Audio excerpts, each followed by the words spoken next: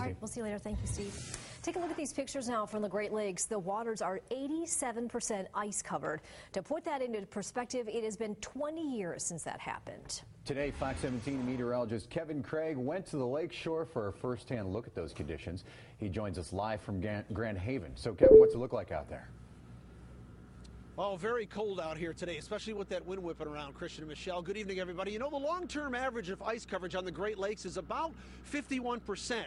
I can tell you we're closing in on about 90% right now. The last time we had ice this much on the Great Lakes, you'd have to go back to 1994. And don't forget one of the iciest years in recent history, back in 1979, where we had almost 95% of the Great Lakes covered in ice. The exceptional cold winter this season has led to ice coverage across all 5 Great Lakes that hasn't been seen in 20 years.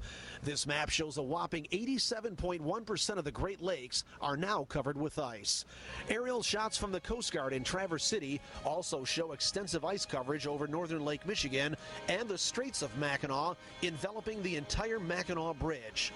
Closer to home in Grand Haven, ice can be found as far as the eye can see. Ground out there is treacherous, a lot of uneven surfaces, so slip and falls. Again, variations in ice thicknesses and wave action on that water breaks that ice up. So there can be areas where it is weak in there and you run the risk of falling through. We ventured out on the pier with the help of Grand Haven Public Safety to assess the ice situation more closely. Before everything froze solid, thick ice built up along the edges of the pier, making it unsafe to walk. We've heard reports of ice thickness anywhere from 4 to 16 inches from fishermen on Lake Michigan. Wind direction will play a lot of that. It'll blow it back and forth, so you get a nice strong east wind. It'll blow some of this ice out. Wave action, once it comes in, if you do have open water out on the lake, well, actually the wave action will break the ice up. Further down the pier, we find several feet of packed snow and ice. This map shows just on Lake Michigan, 78.5% of the surface is covered in ice. Only the area in white is open water. The extensive ice coverage across the Great Lakes is certainly evident even here on the end of the Grand Haven Pier. There's a lighthouse behind this ice, which is more than a foot thick. Lieutenant Holt says this is about the worst he's seen the ice in the 21 years in his position. He doesn't recommend walking the pier or venturing out on Lake Michigan. It's easy to walk down the pier, but I don't know how far I'd go out on the lake. I know it's pretty ice covered, but I don't trust it.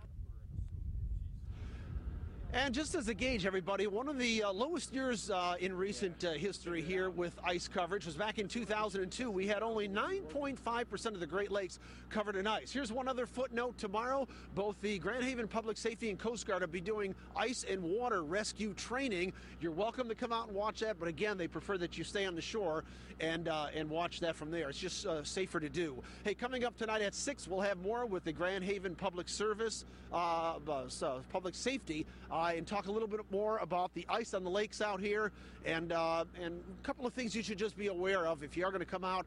And the best thing to do, stay on shore and just get some great pictures from there. Reporting live here in Grand Haven, I'm Fox 17 meteorologist Kevin Craig.